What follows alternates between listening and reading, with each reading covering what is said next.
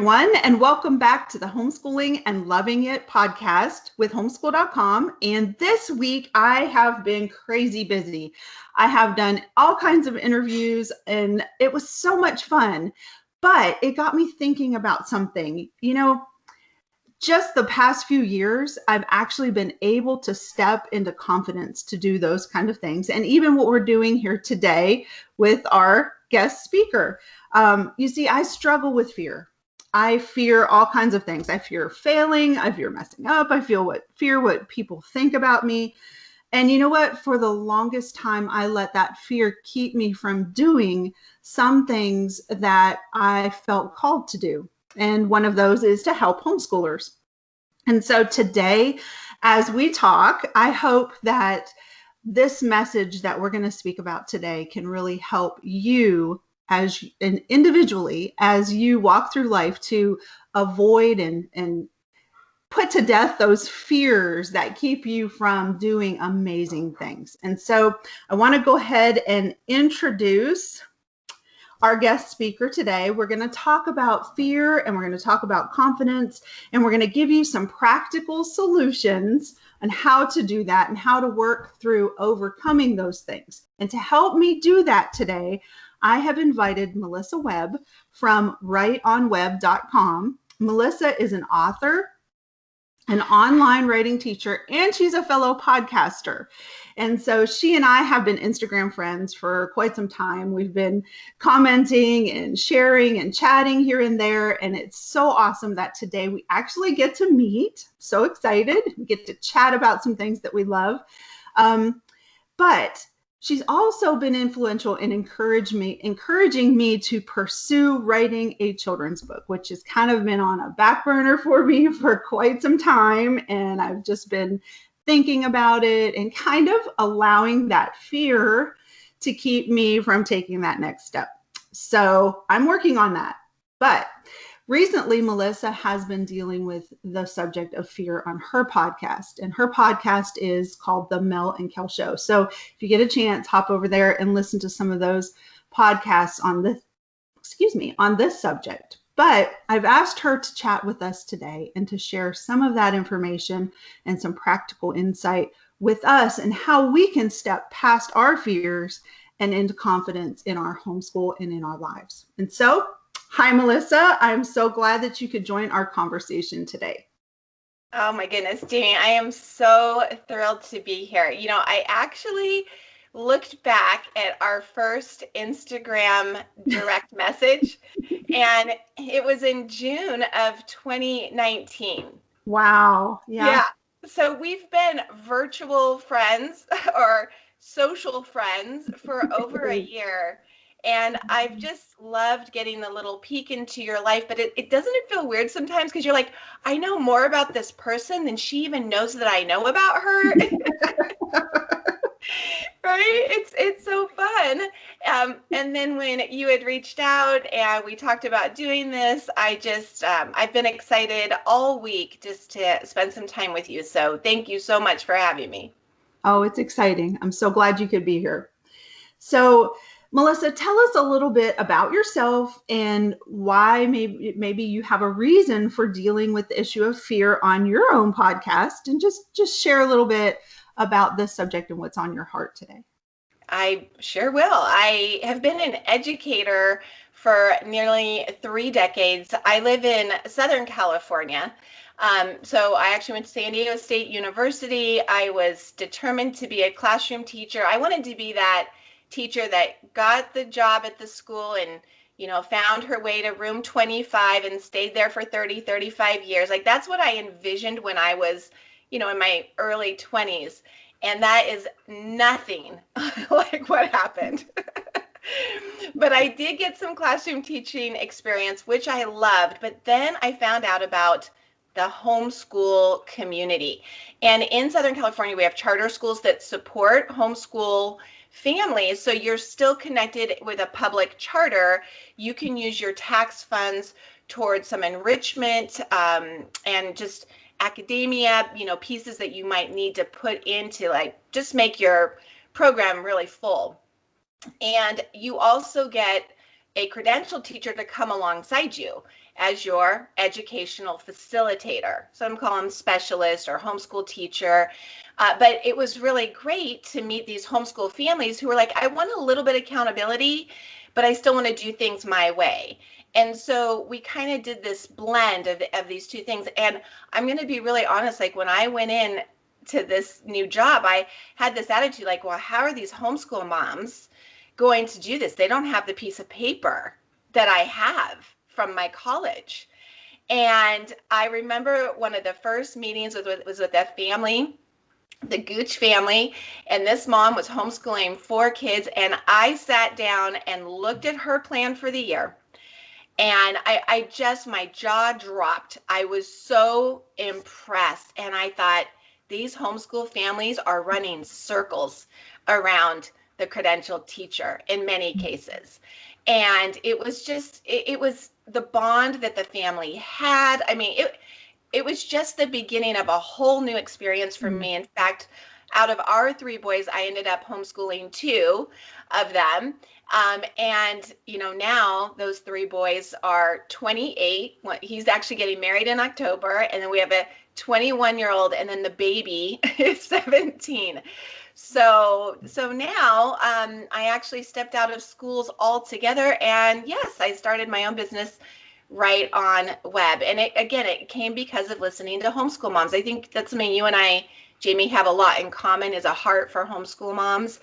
And dads too. I always feel bad that I leave dads out, but I talk to moms 99.9% of the time, right?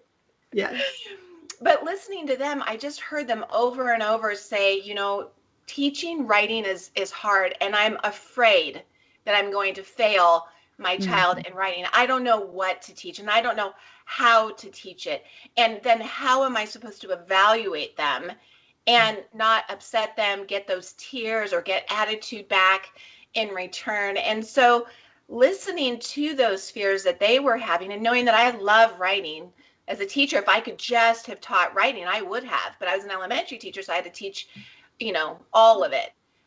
But now with my business, I teach just writing online, have various courses, and yeah, all really good stuff. Yeah. Were you going to say something? No, go ahead. I was just rattling on here, but I was going to just mention the podcast, which was your original question. How did we even get on the topic of fear? So 6 months ago, my lifelong buddy, Kelly, we actually met right after college and have been friends for 3 decades. We found that we, for the longest time, and I don't know if this is true for you too, but I imagine it is, I believed if something happened, so like, let's say for the 44th time, I asked my children, would you please put the nicely folded laundry that I put on your dresser away, right? And there it is. It's still on the dresser. Now, I know nobody else's kids do that. That's probably just me. But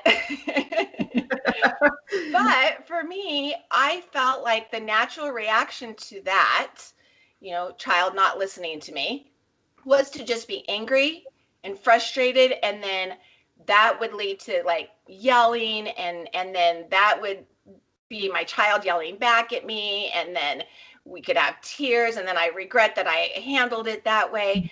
And I started just really delving more into like the psychology. There were several podcasts and books I started to read. And the thing that was so empowering was really realizing that you've got your situation or your circumstance, right? Like maybe publishing your first children's book. And then you've got this feeling, but there's something that happens in between, and that's the thought. And the thought is the most critical thing, because as people with free will, we get to choose our thoughts. Like it's the greatest gift that we could have, right? And I go to 2 Corinthians 10:5, where it says, take every thought captive, like own your thoughts. It's not just about our behavior. It's about what we put in our minds.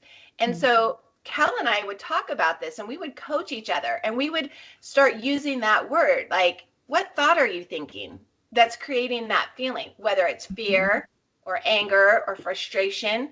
any of those negative feelings, we're creating them because of a thought we have.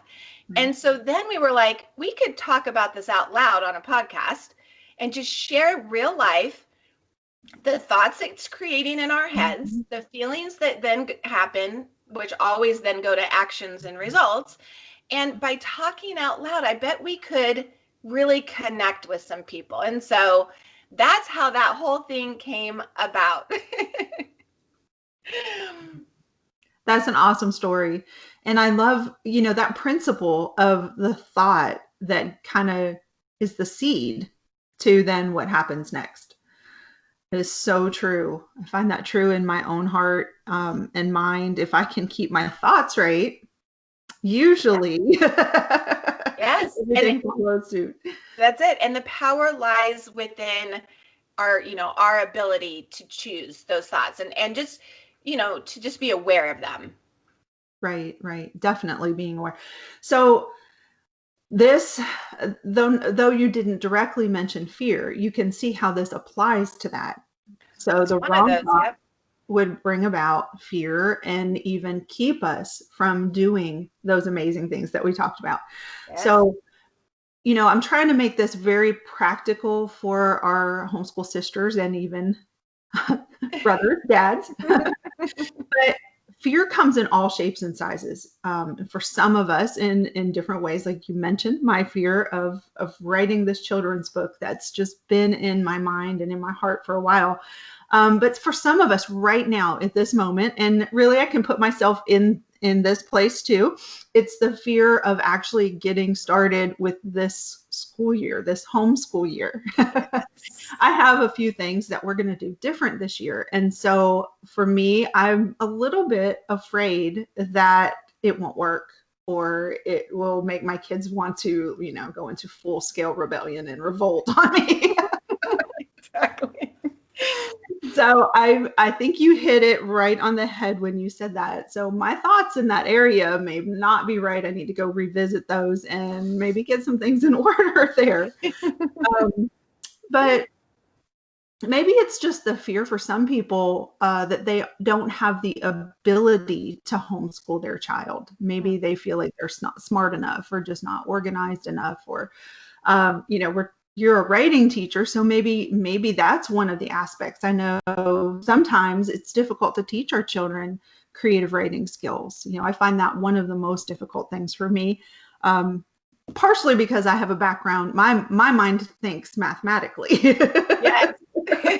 So, writing, it's a little more of a struggle for me, but those fears could come in any shape and size. And I know just in talking with a lot of these new homeschool moms and dads that have, there's so many that have decided to jump into homeschooling this year. I feel like they are probably facing these things, facing these fears. And I feel like this may be really timely. But you know what? The other side of this is not just us as parents or moms and dads, but I see this in my children as well. Yes.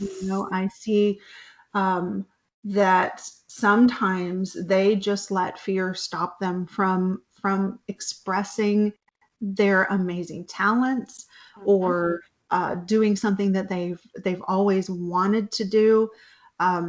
Just for example, I have one daughter. And she has picked up the guitar. She asked for a guitar for her birthday. She picked it up. She has not had one lesson. And she goes in her room and she can play all these songs and she'll sing and it's absolutely beautiful. But she won't do it in front of people. Was she on, I remember, I think it was Easter, you had two girls, one playing guitar and one was singing, and you had posted like a little video. Was that actually that's her older sister, which she's always wanted to kind of be like. But yeah, that's the older sister that plays the guitar and what she does sing and do that in front of people. But it was neither of those two. She was not in that at all because she won't sing or do anything in front of people. Well, so there's another thing we can work on. And I'll tell you, like, it's so normal. Fear is so normal. And this is the thing that I love to talk about, in that when we were created with a multitude of emotions. We were not just given joy and happiness, right? We were given fear. We were given the ability to be angry. And I think a lot of what we're doing here on earth is controlling what we can and choosing. It's all about choice. It's all about choice. So if we were supposed to be happy all the time, we would have just had happiness. But we are not supposed to be happy all the time. And so when we have a society that says, and of course, marketers do this all the time. Like, don't you want to be happy all the time? Buy this. Don't you want to be happy all the time? Do that. But we really don't want to be happy all the time. This is one of the things that I tell my boys is like, if you're not happy, that's a good thing. It means you're experiencing other things, maybe some empathy. With terrible things in this world, we just hear about horrible, human trafficking. That should hit you in the gut. That should bring tears to your eyes, because that means you're a human being that has empathy and concern and care. And so all of a sudden, when we say, hey, I'm supposed to have all these emotions, it makes it more acceptable to sometimes be fearful and sometimes be angry, but to be aware of it. It's not to not be these emotions. That's never the goal, is to not be something. It's more to think about, why am I feeling this way? And is it serving me well? Because sometimes empathy would serve one very well. If you had some terrible news to share with me and I could come alongside and just give you a big hug, even though it would have to be virtual or with masks on, it would still be that sign of like, oh, she cares about me. And so yeah, and the thing is too, like we talked about the fears, there are healthy and there are unhealthy fears. So when you think about, so like I think of healthy fears are like the fears that are keeping us alive, right? These are our protective fears. And these are like the take action fears. Like something's dangerous, right? And that's not attached to shame. It's like you're walking across the street and then a car's coming at, down the road suddenly very fast. So you start running across the street. You were scared, but you got to the other side. That's healthy fear. Or at night, you're like, I think we should lock our doors. You live in a neighborhood and you heard that there was a break-in. I mean, I believe where you live, you probably don't have to lock your doors. But we lock our doors in Southern California. And so, locking the doors at night, that's a healthy fear. Like, that's being responsible and taking care of the family. Or, we had heard that at one particular ocean, it was like just loaded with jellyfish. They'd come in really close. And so people are like, yeah, we're not going to go to the beach this week. Okay, that's a healthy fear. It's protecting you from, something else. But the unhealthy fears are the ones that I think we really have to hold ourselves accountable for feeling, because those are they're what we're afraid of is really a negative emotion rather than something hurting us. We're afraid of maybe shame. We're afraid of maybe embarrassment.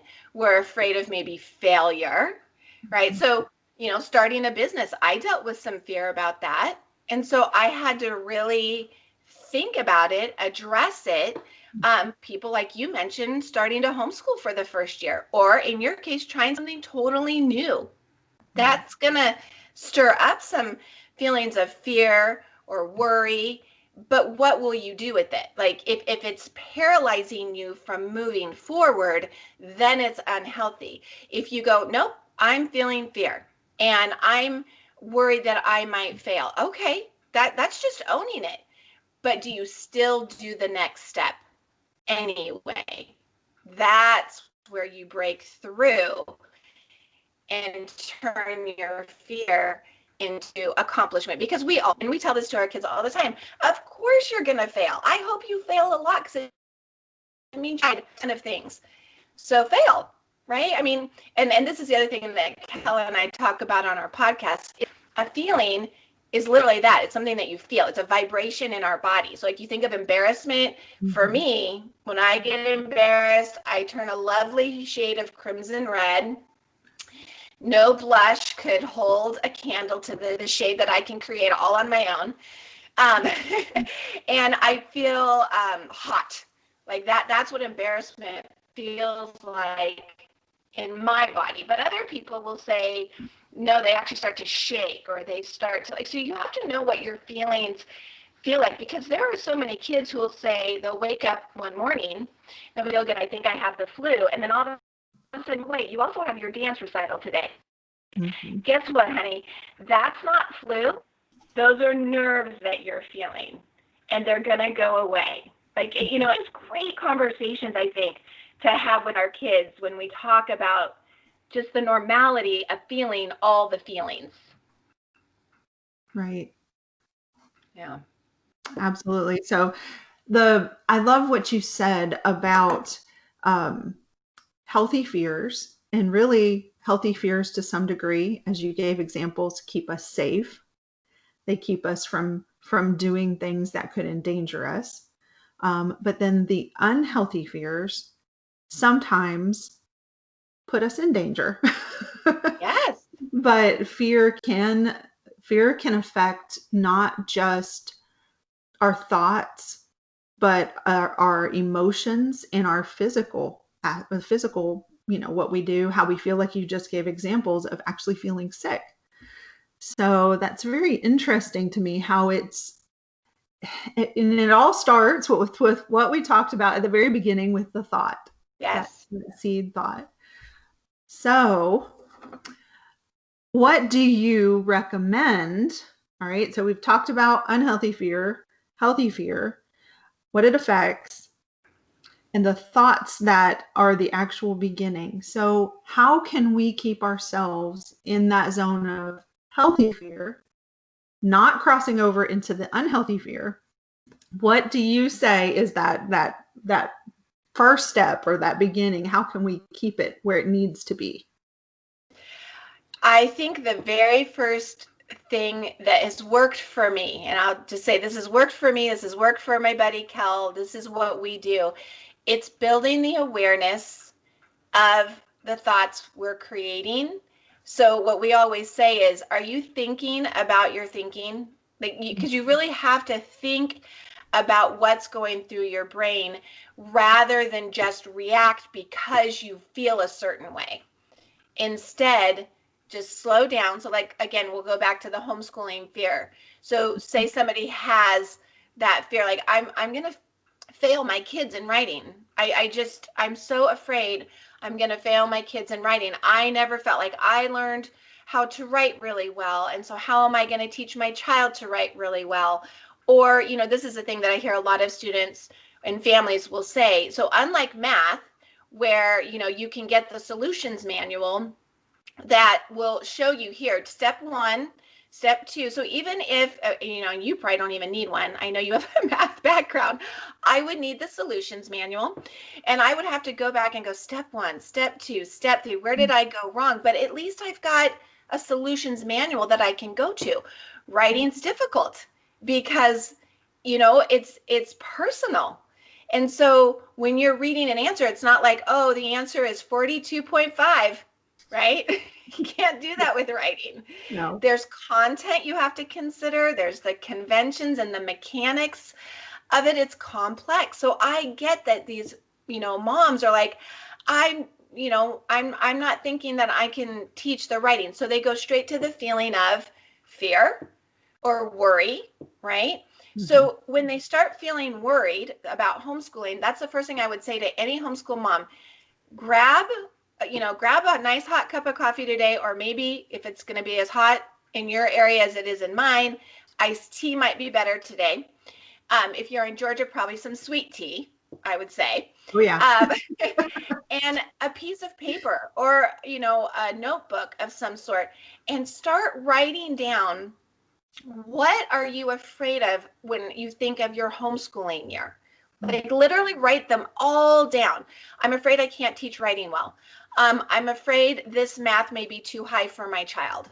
I'm afraid my sister's going to give me a hard time all year. I'm afraid my child won't be well socialized, which we could do a whole podcast on that. Homeschool kids are the best socialized kids. Absolutely.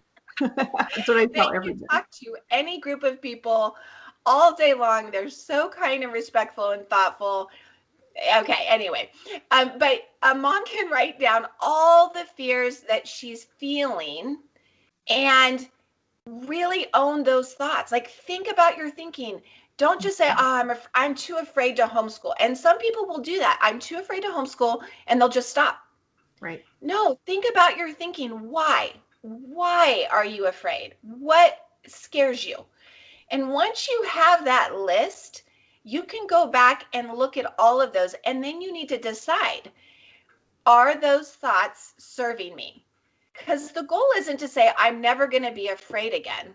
That will never happen. We have a whole deluge of feelings that we're going to feel our whole life. The goal is never to get rid of fear, but it's to call it out, hold every thought captive and say, is this serving me?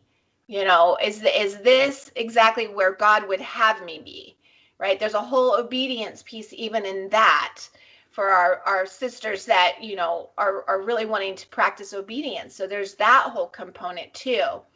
But that's what I would recommend to start with if you want a practical solution.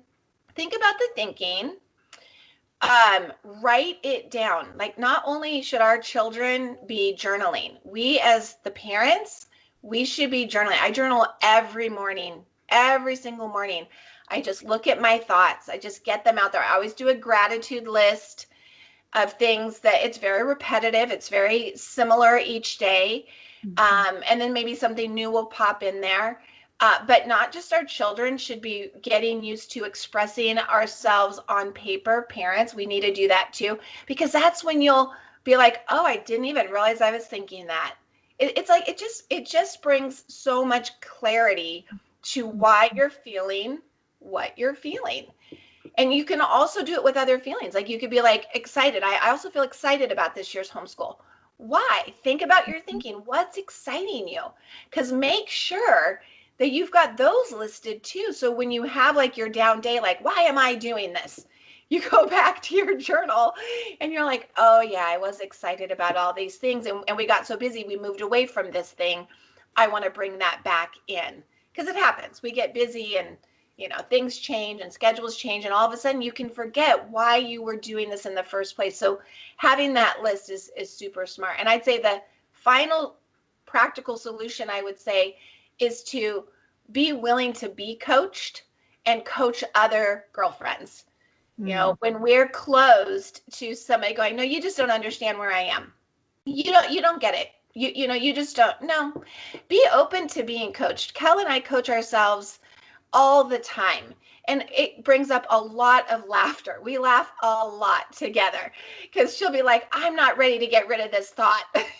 I'm like, you don't have to get rid of the thought. If you want to hang on and be bitter a little bit longer, go ahead, be bitter. But just be aware that that's a thought you're choosing, and hold it as long as you want. But when you're ready, you can totally let go. And sometimes we need somebody else's perspective to point that out. Like, she'll be like, oh yeah, that's been a week. I'm still hanging on to that, aren't I? So, you know, having somebody to say, hey, I want to, you know, just kind of a thinking coach, your thought coach. You need some kind of thought coach to help you out along the way. Yep.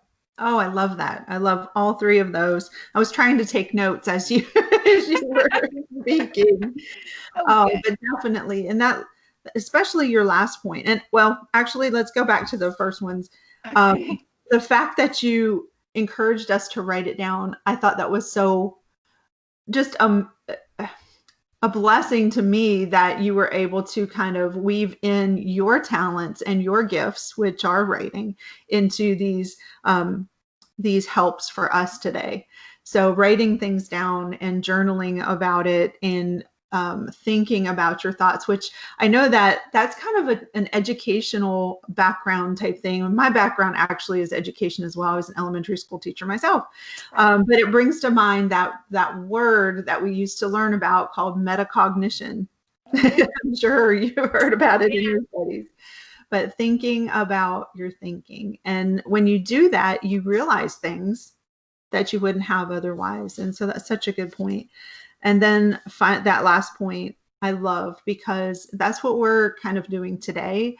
That's what's my heart. And I know you've mentioned it as yours, to just help other homeschoolers and to come along beside them and be a sounding board, so to speak, or be that coach, or be the one that has to challenge them in maybe wrong thinking. And I am so thankful that I have a friend very much like your friend. Yes. Who does that to me on occasion. Real leader. Yes, and it's such a blessing to be able to have them say that. And know at the end of the day, even if they said something that was really strong, that they love you. You love them. It's all Yes. good. Yes, exactly. We need those girls. Yeah, for Mhm. sure. Yep, definitely. So, all right, as we kind of wrap things up today, and what I'll do is take down some of these notes and I'll add them to the show notes when I post the podcast. So everybody will have these there to reference. But do you have one last thing that you want to share with our homeschool community? I would say, homeschooling moms are some of the most lovable people that I've ever met. It's you're selfless in a way that a lot of other people can't even truly embrace. And you pour your love into your family, into your children, into your home, into every meal you prep, into the dogs, right? But my last thing that's just on my heart to say is, how are you doing loving yourself? Like, it's so important that once in a while you give yourself a squeeze, whether that's literally or figuratively. But that's just the thing that I would really want to end on, is that when you think about your thinking, don't be hard on yourself.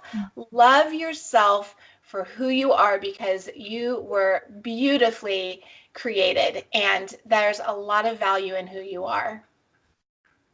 Absolutely. Beautiful words. Thank you so much. I've really enjoyed our conversation today, and it's so clear how fear can keep us from amazing things when we allow that unhealthy fear to take over. I really have enjoyed the encouragement to get back to those thoughts, and I've got some things that I've written down here today that I want to work on personally. So I thank you for that. I thank you for the encouragement and the coaching You're today. welcome. I love it. You know what? And the other side of this, I know I've mentioned my own personal fears in this session today, but I don't want to be filled with what ifs at the end of my life because of fear, and because I've let fear stop me from doing some things that could be helpful to others, or could be just amazing things that need to be put out there in this world. So I want to encourage our listeners today that, if they're in that same situation, don't let fear stop you. Don't let fear debilitate you. Don't let fear keep you from doing something amazing that you might be called to do. It might be very important for you to do. So I don't want to leave it there. I just want to encourage everybody to dig deeper, to take this message today and to really go into thinking about our thoughts and thinking how we can change those things that maybe are not healthy. So I'm going to create a little printable out of the notes that I took today, and I'm going to put that there on the page of the podcast so that our listeners can grab that real simply and just print that out, and maybe help them keep those pointers that you shared with us today, Melissa, right there handy for them. I love it. I just want to thank you again for spending time with us today. It's been my pleasure, 100%. Thank you so much, Jamie. We all appreciate it, and hope you can join us again maybe someday in the future. And to our listeners, we thank you for joining us today, and just want to sign off as usual with grace and joy, Jamie.